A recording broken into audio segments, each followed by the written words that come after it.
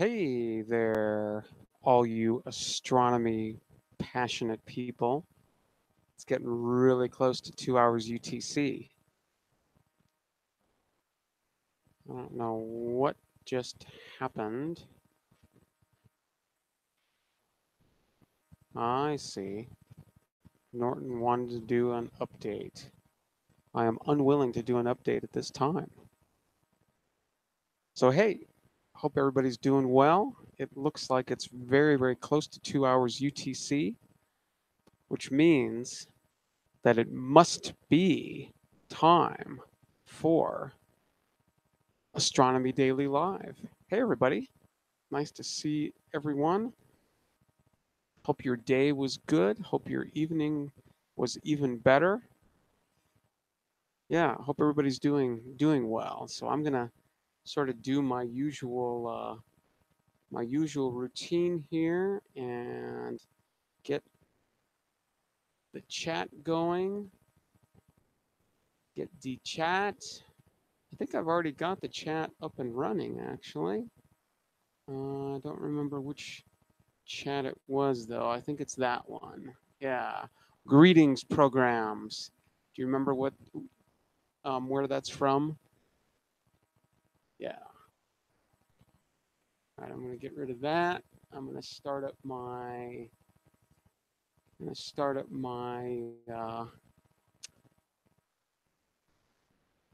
smartphone. Get all that going. Welcome everybody. Come on in. Come on into the circle. Let's talk astronomy for a good hour or so, something like that. Wanted to cover a couple of things that I talked about last night. Maybe we'll do a object of the day, and I definitely wanted to look at the latest in astronomical news, looking over at archive.org.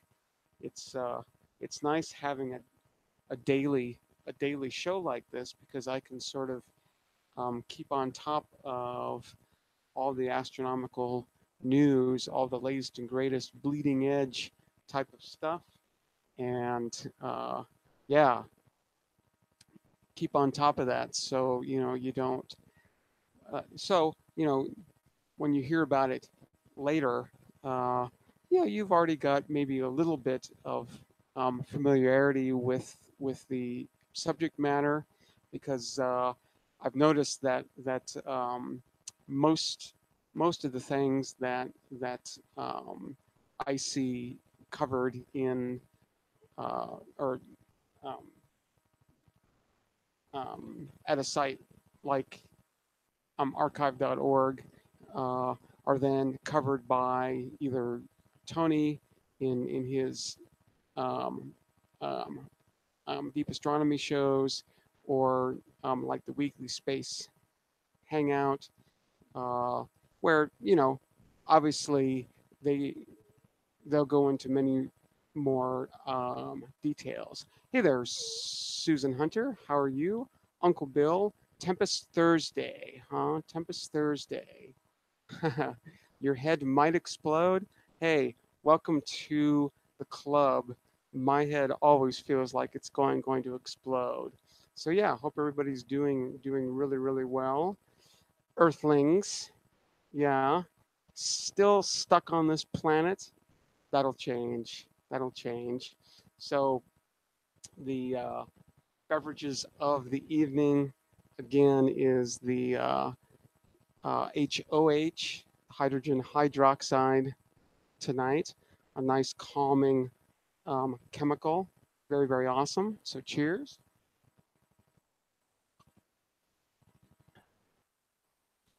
And some more of this 10% pitiful 10% Kona. It's just it's just barely tolerable.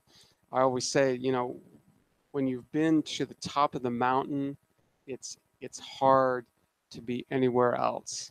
So this is definitely not on top of the mountain. The top of the mountain is 100% Kona uh, in Hawaii, right? It can't get much better than that. Greatest coffee I've ever experienced. Absolutely amazing, amazing. So yeah, this is a decent substitute, I suppose. Yeah. Cheers.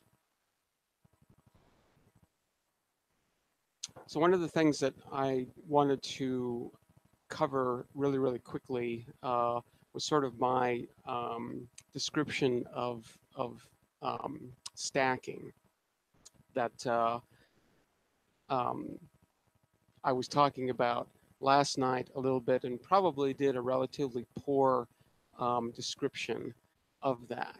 So I've I've got say 30 um, images of approximately the same field of view. But because this telescope doesn't track perfectly, the um, the stars or the object in that field of view sort of move around a little bit. You know, each image, those stars will all sort of be in a different place, right? And they shift around, you know, depending on what the tracking is doing. So you know, um, one image, you know, might have, you know, the stars like that, right? And then the next, it'll be up like this, and then the next will be like that, and then the next will be like that, and then, you know, they'll move all over the place, right? But I want to be able to stack those in order to um, um, increase signal to noise and see if I can sort of dig out some fainter um, um, sources that a single image can't really see all that well. So what I'll do is I'll say, okay, I'm going to choose this star's location as sort of the reference. And so what I'll do is I'll say, okay, um, draw a small box around that star, and uh, um, in the first image, find its peak. You know, find the peak inside of that box, and say, okay, that is my starting point.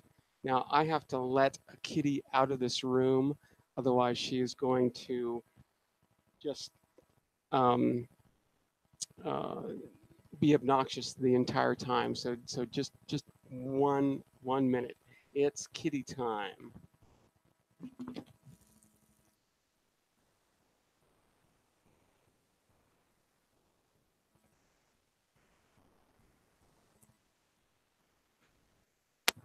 All right, the kitty is now free. Kitty is now free. So I use that one star as sort of a reference point, right? And then in the next image, that star will have moved. Hopefully it hasn't moved outside of my little search box.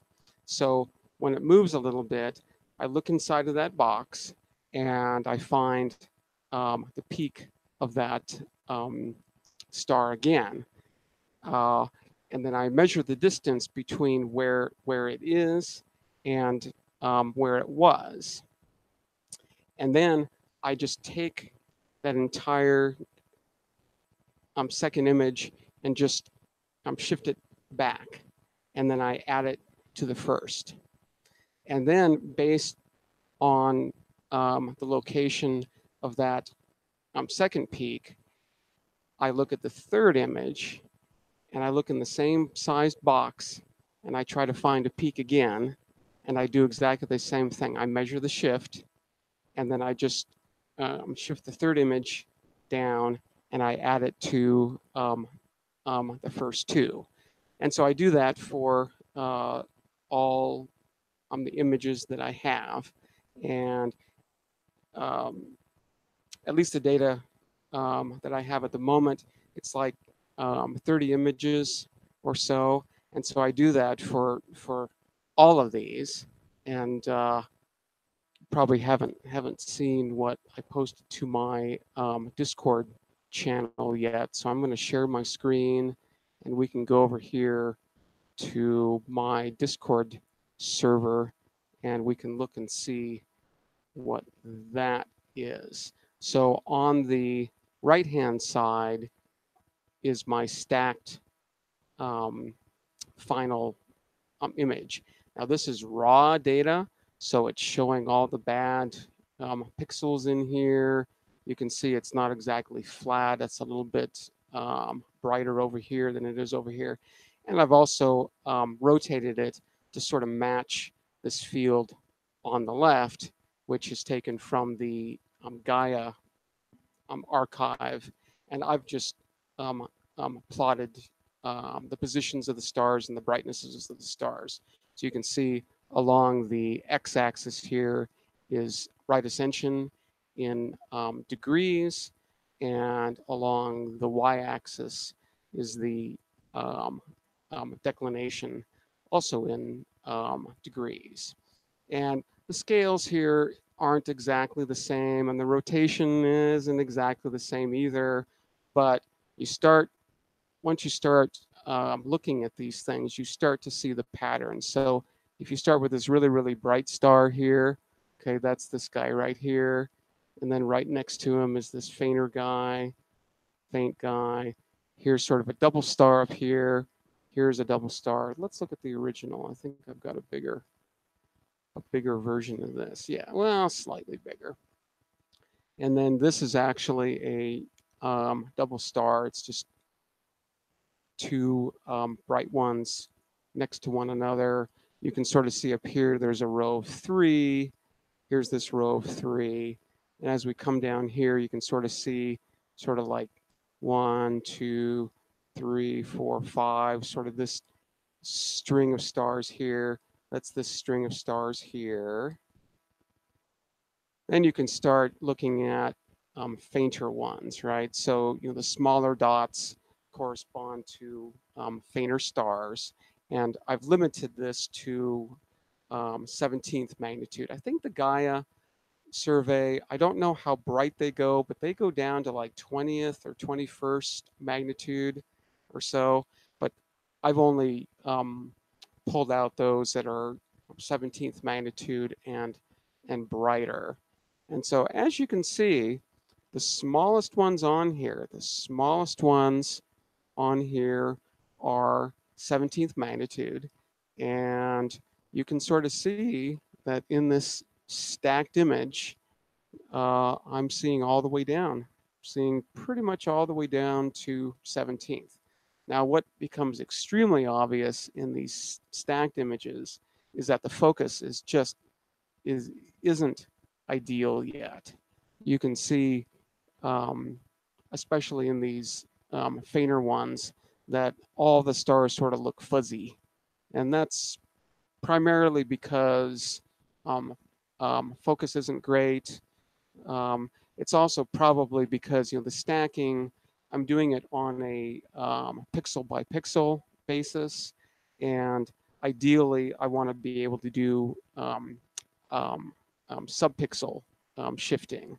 So I'll modify my code a little bit to do that, but this gives you a good idea. The other thing, obviously, that I've got to do with this is I have to calibrate all of these images, which is going to take out all of these weird things. But you can sort of see these are just bad pixels on each image. And so when I add them up, you sort of get an idea of the tracking. And I don't remember if it was tracking this way or this way, but it's kind of interesting that the tracking isn't linear, and it sort of wiggles around a little bit. So it's kind of interesting. That's giving me a pretty good feeling for how this telescope is tracking, and it's just one of the things that I have to deal with.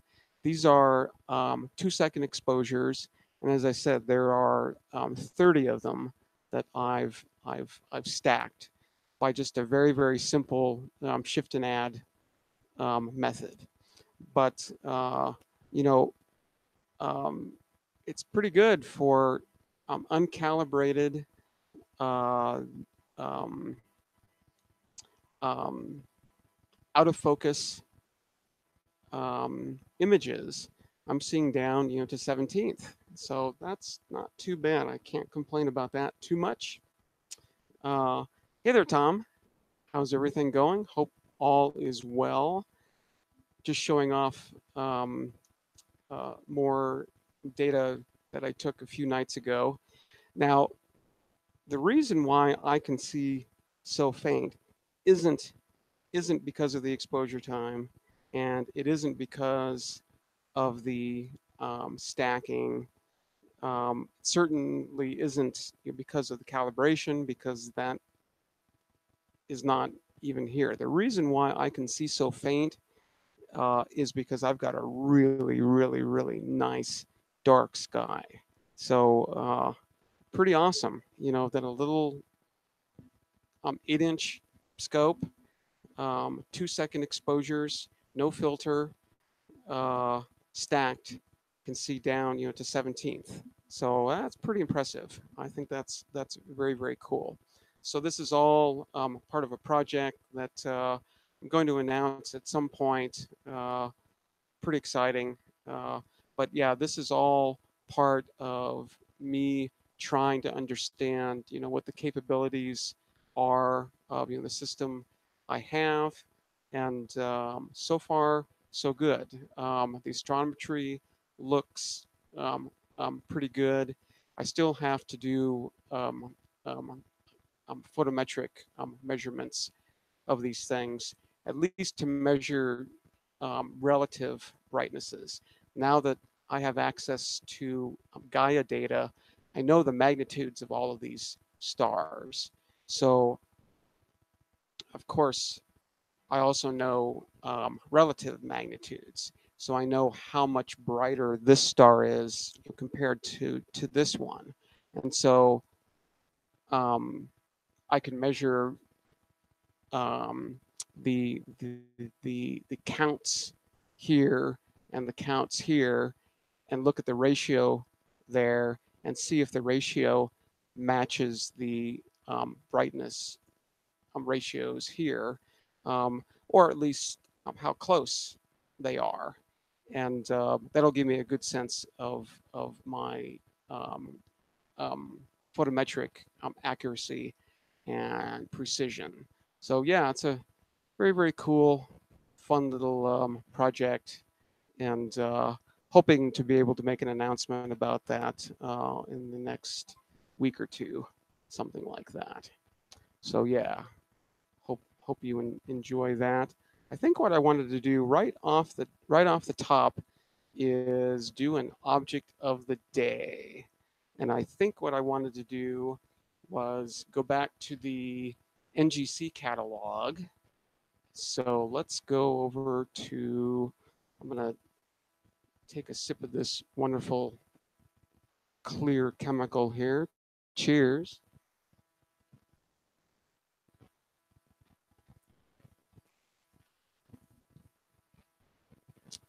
And let's go over to random.org. Org. I use an internet random number generator to pick our object of the day. Figure that's the best way to do it. Think much. I don't have to worry about which one I'm going to choose. Let I let the universe choose for me. It's a nice slow connection tonight.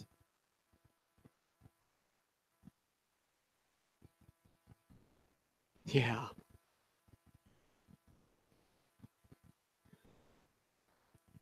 Well, Susan, I am definitely here. The number one reason I am where I am in southeastern Arizona is sky.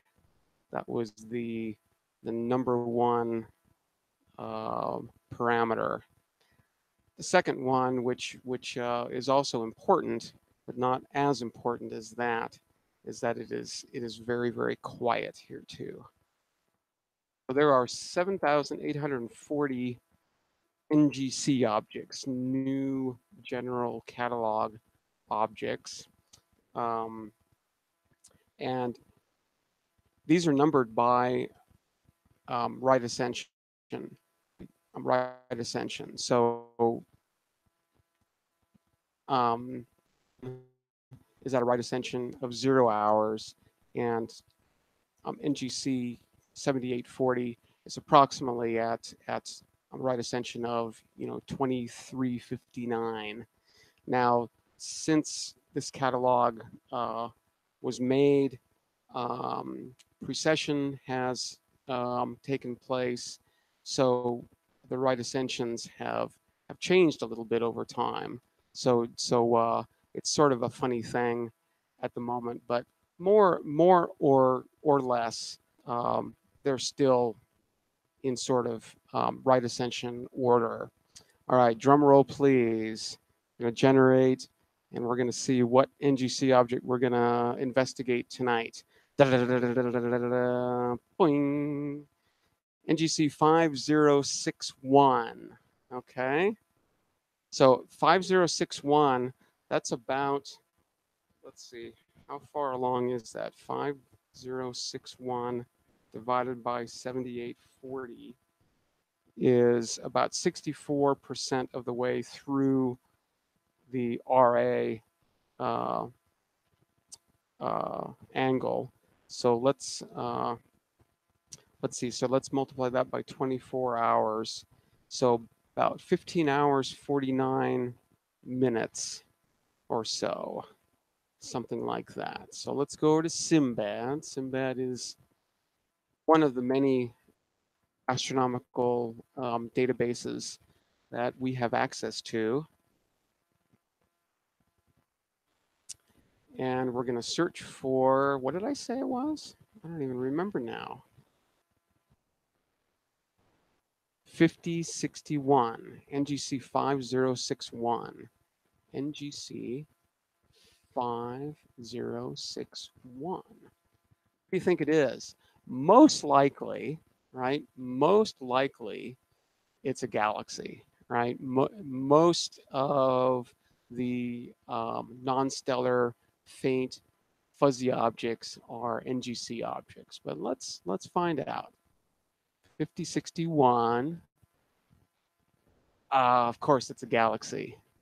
Looks like it's an elliptical galaxy. That's what that E stands for right there. And yeah, it looks like it's at a right ascension of 13 hours, 18 minutes, 5.054 seconds. And a declination, it's really, really, really low deck. I would almost characterize this as a southern sky object. Has a declination of negative 26 degrees, 50 minutes, 14 minutes. Let's see, it looks like it's moving away from us at 2,034 kilometers per second. So typical for galaxies. It's an elliptical. Looks like it's almost round, right? 2.22 arc minutes by 1.998. So that's almost round. You can sort of tell from the picture here that it's almost round. So this is a elliptical galaxy as opposed to a spiral. Spirals have spiral arms. They have a shape, sort of a disc-like shape, or like a plate, a flat plate. Ellipticals are more roundish and blobby, and don't have any spiral arms. Not a lot of at least dark dust in them. It's just a shitload of stars. All of these things except for these points here. but everything in this fuzz is a star. So you're talking, half a trillion stars. It's amazing. Pretty bright too. Uh, you can see here that it's around, visually, it's around 10th magnitude, which means, yeah, I could see it in my scope, no problem at all. It looks like it gets brighter as it moves um, into the infrared. Not too surprising here. Most of these stars, at least they think, are old stars, oldish stars. There isn't any more gas and dust, or at least not enough to be making any new stars. So, yeah, just a bunch of old stars. So as they age, they get redder and redder and redder, and so as you can see, it seems to be getting brighter as they get redder and redder and redder. So that's pretty cool. Bunch of different names as usual. NGC 5061, of course. Here's some of the familiar ones. MCG. Uh, yeah, a few others I'm not familiar with.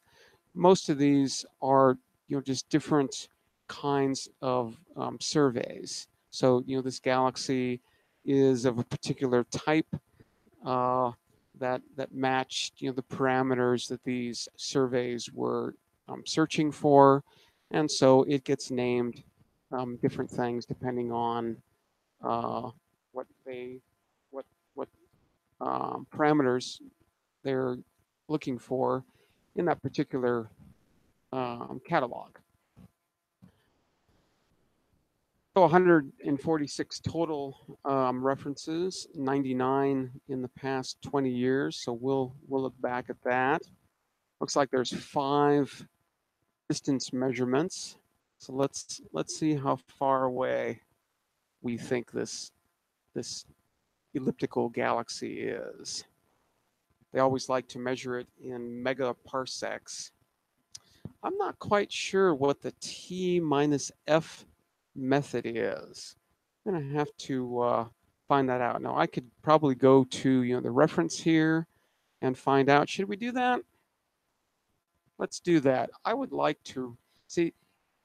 This is really the cool thing about reading papers is that you know you see things like this and it's like, what the hell is what is that T minus F method? Well, there's a reference here to a paper, so that's exactly what I'm going to do. I'm going to go and look at the paper,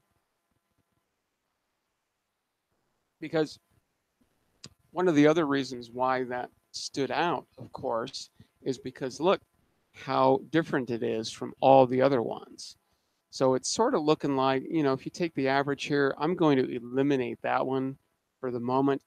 It's looking like it's about 30 million parsecs away. So let's see, a parsec is 3.26 light years times 10 to the sixth.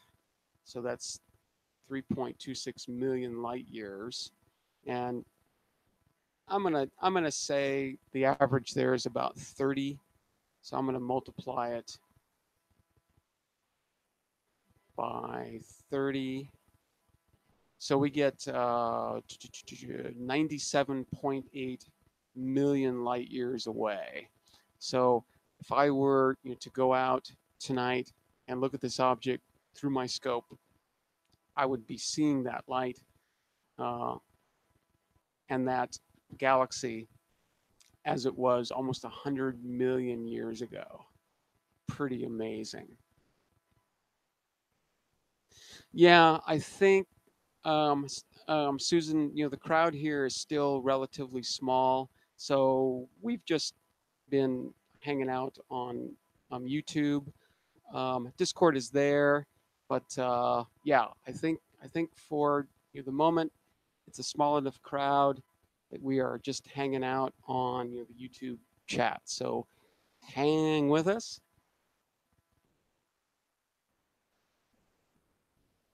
Supernova, huh? Supernova?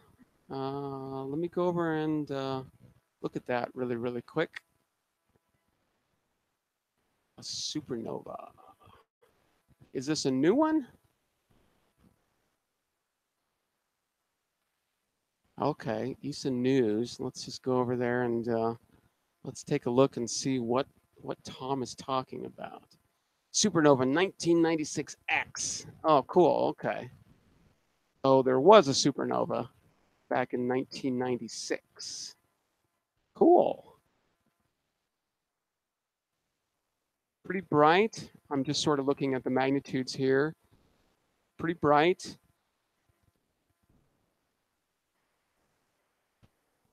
Cool. I'll have to investigate that a little bit more. So, yeah, something went bang in that guy a little while ago. That's very cool. I'm just going to quickly go over to this paper and try to see what T minus F method is because I just, I'm a scientist. I'm curious. I want to know things. That's why I'm doing astronomy because I want to know everything. The 6DF Galaxy Survey, Peculiar Velocity Field and Cosmography. Let's see. Is there a, yeah, there's a PDF of the paper. I just want to know what T minus F method stands for. Drives me crazy when I can't understand things like that.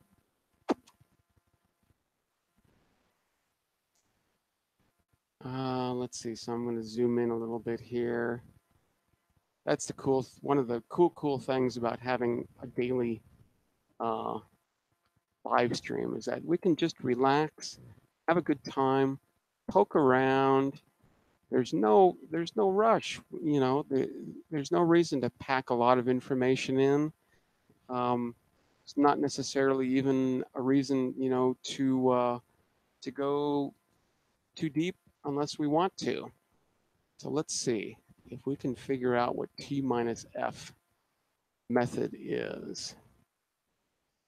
I'm looking for T minus F. T minus F.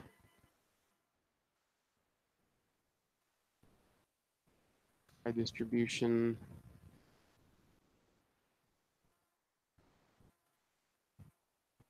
Come on, slow machine. I'm scrolling down, but you're not scrolling. Here we go. Let's see. Reconstructed velocity field.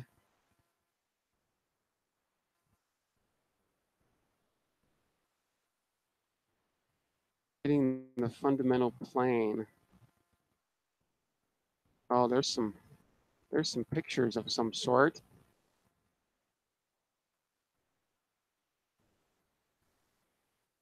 I'm not even going to try to start understanding it. I'm just trying to understand what the T minus F method is.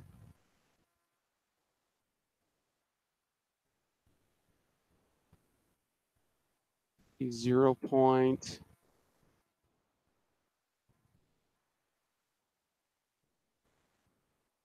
Big long paper published in the monthly notices of the Royal Astronomical Society back in 2014. Selection bias. More plots.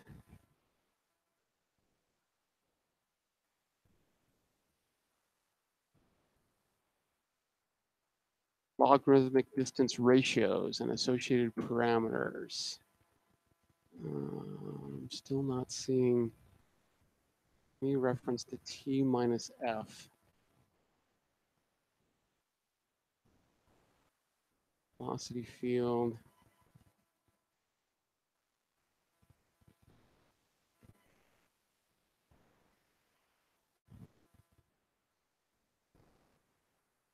Let's see.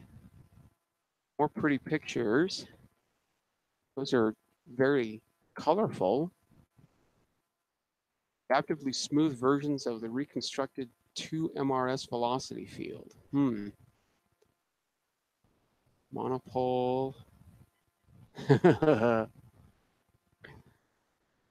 not going to get any satisfaction at all, am I? And, ooh, there's even like a 3D model here. Wow. GX, SGY, and SGZ. Wow. They are really going all out in this paper, I can say that much.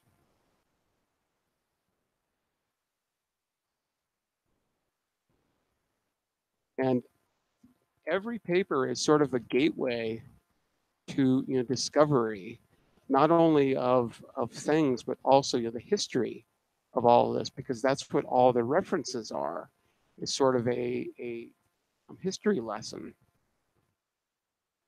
But oh dang it, I am not seeing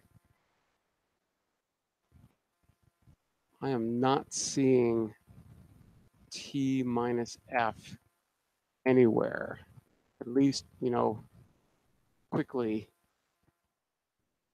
going through this. Arg, arg. Okay. Well, I'm not going to spend too much more time on it because I want to look at the rest of this paper, or I want to look at the rest of this object. So let's see. Pretty good agreement in terms of measuring how fast it's moving away from us. Looks like it's about 2,000-ish, 20, 30 kilometers per second. Pretty typical. Let's see. Let's see what Ned has to say, if anything. Basically, it's the same information. Different names. Got lots of different names, coordinates, distances. So it's an E0, which means it's a very, very compact elliptical galaxy.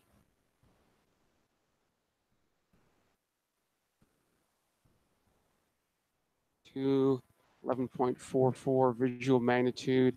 Now they're saying 3.5 by 3 arc minutes.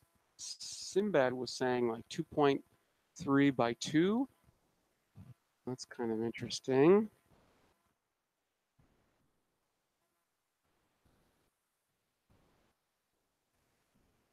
Okay, it doesn't look like any other.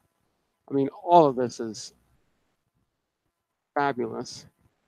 But all right, let's go back to the picture and see what's in the neighborhood, because it looks like at least Simbad, right, was calling this a galaxy in a group of galaxies. So let's just take a look here. These images are usually from the Digital Sky Survey. So let's just zoom out. Some galaxies around there. Kind of cool. Don't know if these are necessarily associated with this galaxy. Since they're smaller, I would say they're probably behind it. This star is obviously a foreground star. So pretty much everything that isn't like an extended fuzzy thing is a star that's in our galaxy. So everything here except these fuzzy things are foreground stars. Oh, what did I just do? No. Okay, so let's move around a little bit and see if there's anything interesting wandering around. Ooh, there's some pretty galaxies. This one's kind of cool looking. Looks like it's an edge-on spiral. Let's sort of zoom in on that. The resolution of these images isn't really good enough to pick out a lot of detail, But yeah, that's probably definitely a spiral galaxy that we're seeing edge on there. Here's some foreground stars again. Looks like he had a little neighbor over here. Kind of, that sort of looks like a irregular galaxy of some sort. It doesn't look too elliptical. Doesn't look too spiral. It looks like it's got a funny shape to it. And look, it's got a like a dark region here. Don't know if that's real or not. Kind of hard to tell. Let's zoom back out. See what else. So there's 5061, our object of the day. But I like scanning around and seeing if there's anything else interesting, cool. Here's a little flaw in the reconstruction of this field of view, just where some data, as you can see, this is color data, so probably 2 or 3 or more images have been added together, and you see these little flaws from time to time. There's this big one. Here's some funny looking lines over here. So yeah, it's just where things aren't exactly lining up totally in terms of trying to combine these into one image. So yeah, I'm not seeing very much else around here. Did we figure out what constellation this is in? I don't think we did. I'd have to go to Stellarium to do that, which I I'm not going to run Stellarium on this laptop that's running the live stream, but I can definitely run Stellarium over on my Linux machine.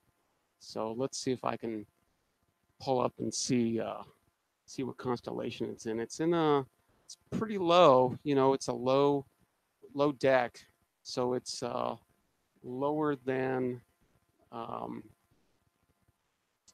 uh, most. Let's see. Can we do that? Oh, I don't know. Whoops. Come on. Trying to figure that out. Can we? I don't remember what the command is to get the RA and deck up. Oh well. That is the object of the day, though. NGC 5061, elliptical galaxy, very cool looking. Looks like the rest of these guys might be spirals. Kind of hard to tell. The resolution goes away pretty quickly with these guys. Let's see. I'm going to get back onto the chat here, I think.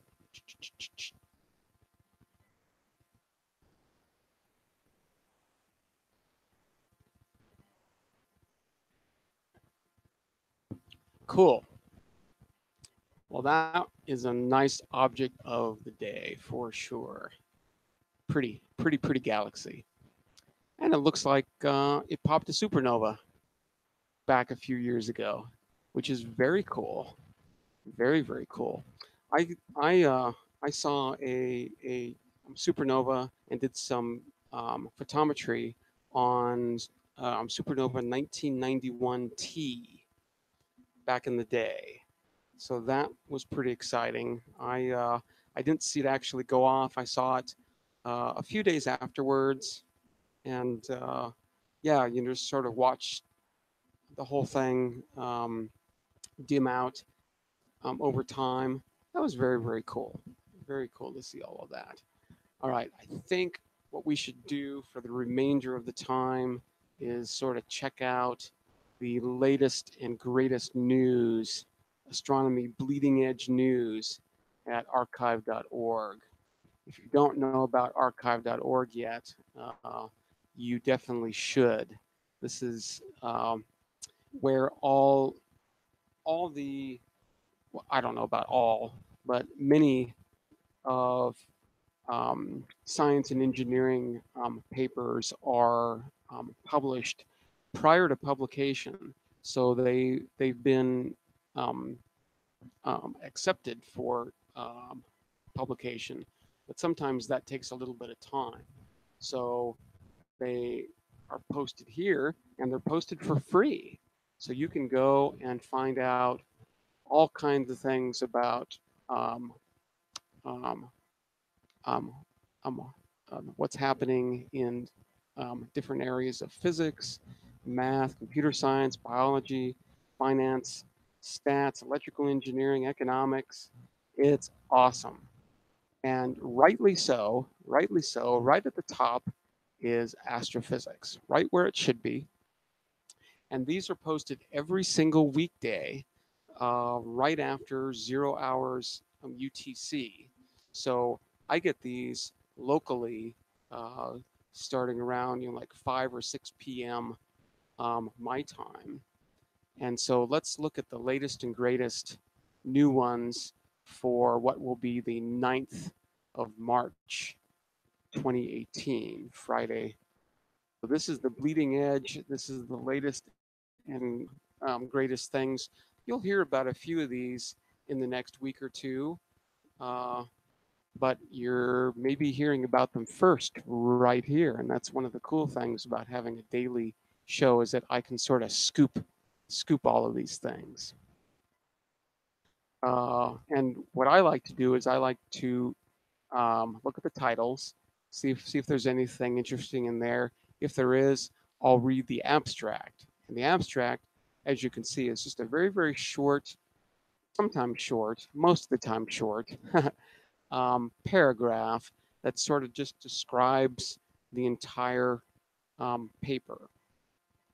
So let's see, radio transients investigation with VOBI, Kuiper belt um, analogs in nearby systems, interstellar object Oumuamua as an extinct fragment of an ejected cometary planetesimal. Ooh, yeah, speculation about Oumuamua. I heard that there was another um, object that they think is on a hyperbolic orbit, which means, it's coming in from out there and going around the sun. I think they said it was the closest it was going to be coming to the sun was somewhere between the orbit of Jupiter and Saturn. That's pretty close. That's a pretty close shot of the sun. Haven't heard anything else about that. Um, it's really hard when they're making these observations. Um, in order to um, calculate a good orbit, what you need more than anything else is time.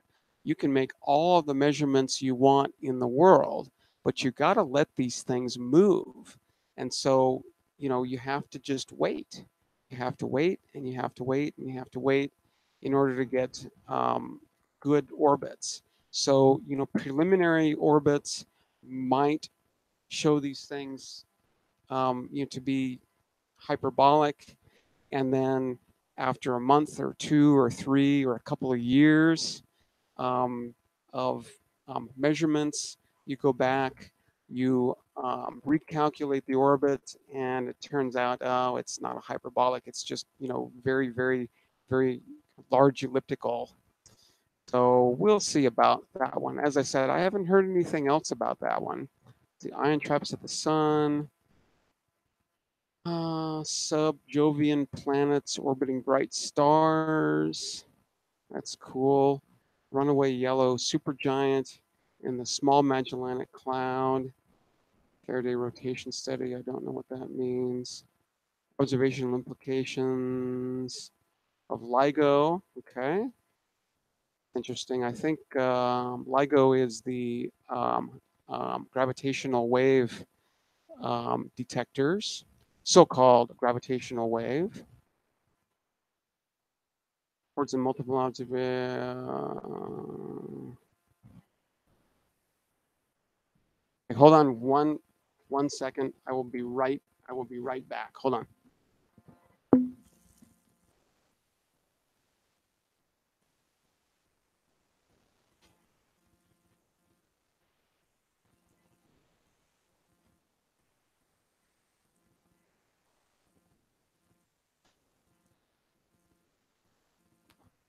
All right.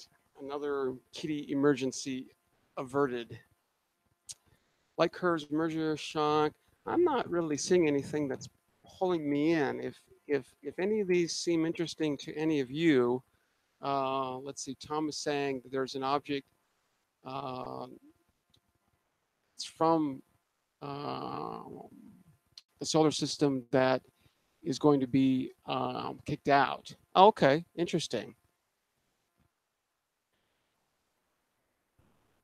Static instability, quasars, bondy or not bondy, the impact of resolution on accretion and drag force modeling for supermassive black holes. Woohoo!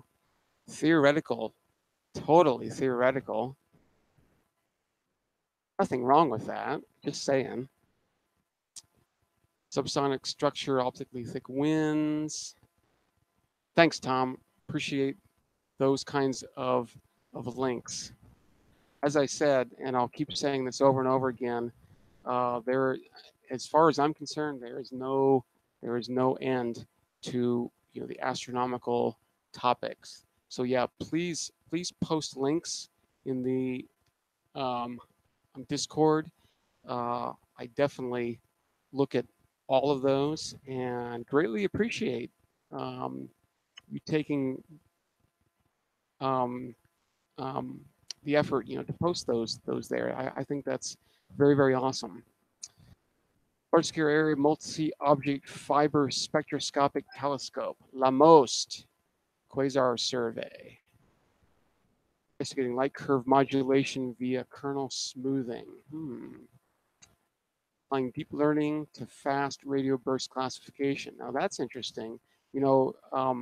Fast radio bursts, we're just sort of investigating a little bit, and these things, they happen in milliseconds, right? And so there doesn't seem to be any way of knowing when they're going to happen or where.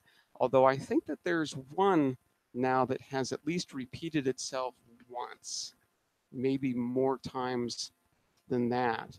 But apparently they're trying to apply deep learning to understanding, um, how to classify those things. That's kind of cool. Ages for exoplanet host stars, forecasts for warm dark matter. As you can see, there are dozens of new papers out every single day. Every single day. There's always something going on, always new stuff. 2 and 3 loop matter bispectrum in perturbation theories. Impact of primordial magnetic fields, wandering in the astrophysical gravitational wave background.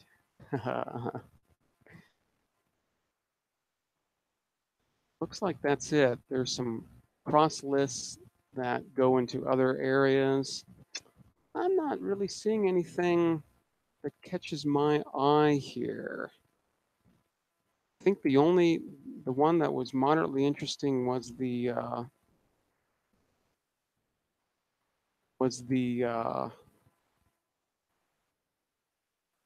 the Oumuamua one. So they're thinking that that's an extinct fragment of an ejected cometary planetesimal. So I can click on the PDF file here and get the actual paper.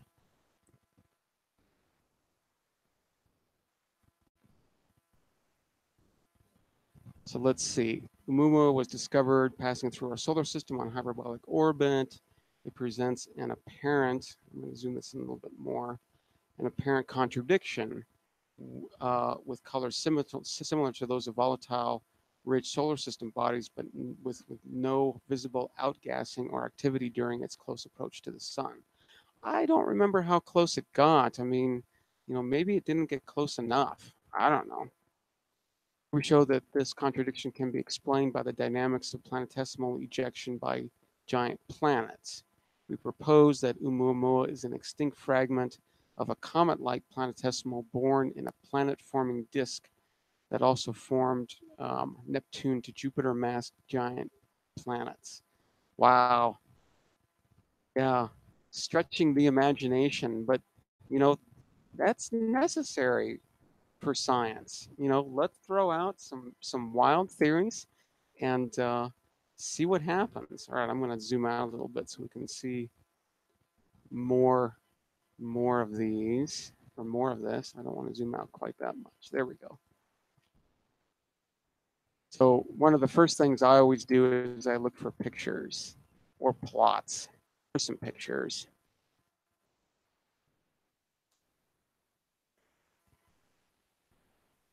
All right. Yeah. Yeah. Wow. There's a lot of information here. Cumulative distribution of the closest approach suffered by planetesimals on the pathway to ejection in different sets of simulations. So they've run this through their models, and they get sort of a distribution of uh, of um, of results.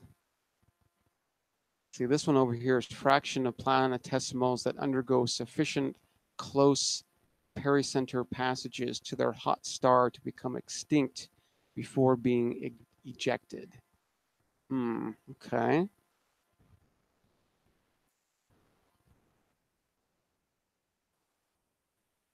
Now, when you see error bars like this, that usually means actual data, actual measurements have been made. Number space available for tidal distribution, tidal disruption of planetesimals, which requires that a planet's size is smaller than the tidal disruption radius. Okay, so yeah, these dashed lines are some kind of models or limitations on things, and here's the data. So yeah, these data show trends, they show populations. These are in terms of the mass of Jupiter. So here are, the solar system giant planets. Of course, here is probably Jupiter itself, since it's at a planet mass of 1 Jupiter mass. All the other ones are less. So I would think that this is Jupiter, Saturn, and one of these is Uranus and Neptune. So you sort of see where those fall in terms of these other uh, probably exoplanets. Yeah, exoplanets.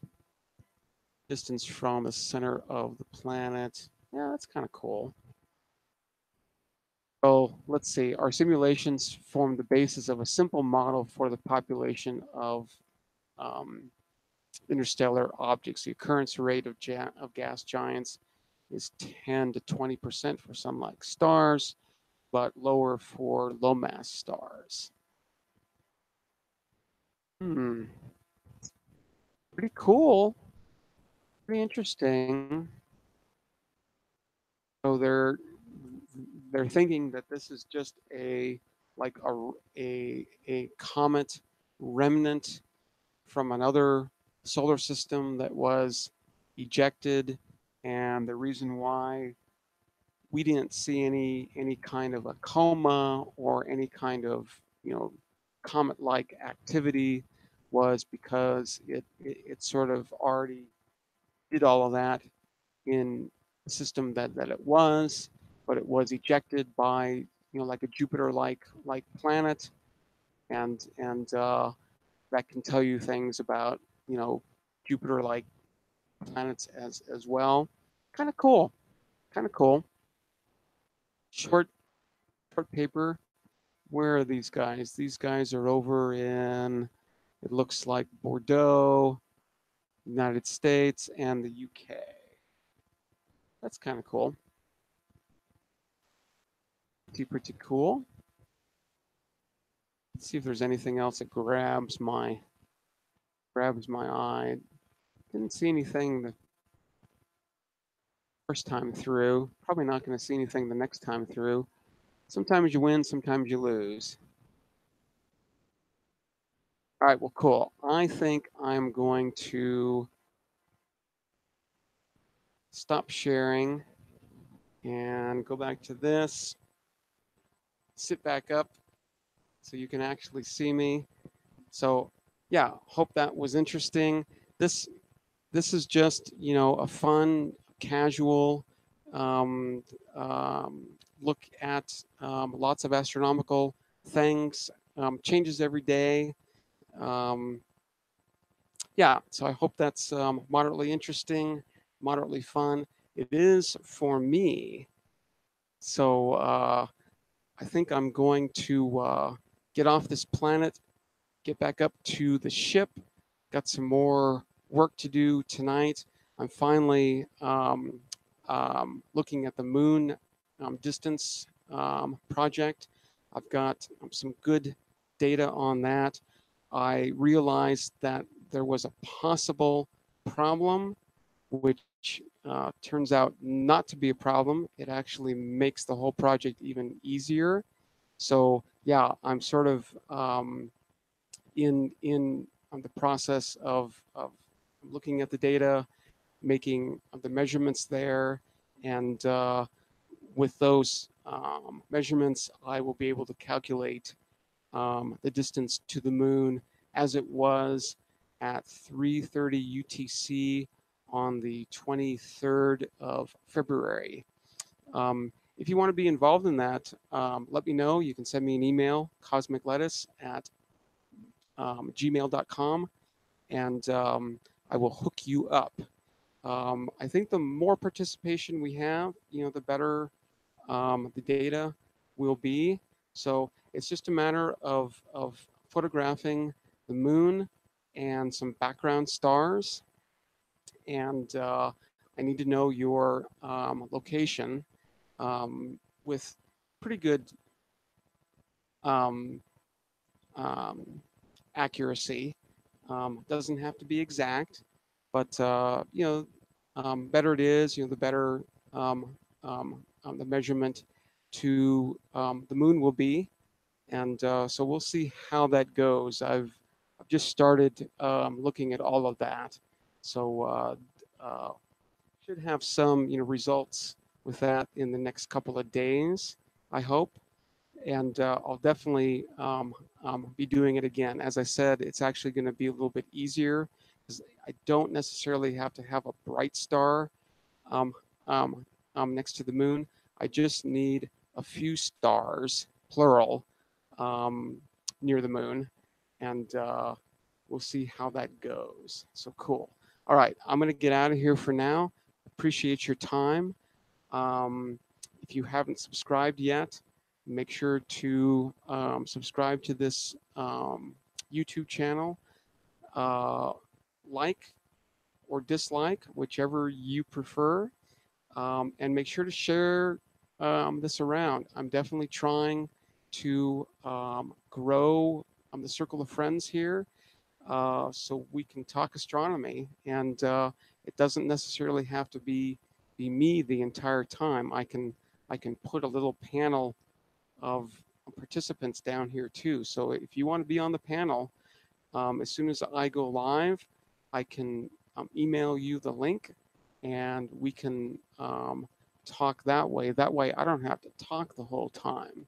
I don't mind doing that because, you know, we are talking astronomy the entire time, and man, I can do that every single day, day and night, no problem at all. But for now, hydrogen hydroxide is in my future. Cheers.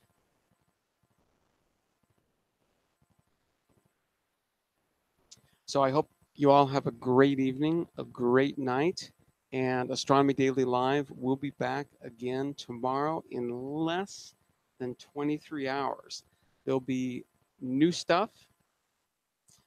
There's always not always, but at least a couple of times a week, there's a new object of the day where, we look at like an NGC object or a Messier object. Most of the Messier objects, if you have a dark sky, you can see with a pair of binoculars. You can usually see those.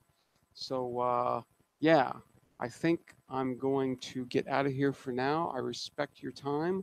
Glad you came in. As I said, tomorrow, same time, 2 hours UTC, same place, right here, right here. This channel, this face. Sorry. All right, I'm going to get out of here for now. Hope you have a great evening, a great night. Um, Spread the word. Spread the word. I'm trying to grow a nice crowd here. It'd be nice to have a couple of hundred in here uh, each night. I think that would be absolutely fabulous. Um, so yeah, let's try to grow this. I think it can be done. I think so. Yeah. All right. I'm gonna get out of here for now. So take care, and I will see you on the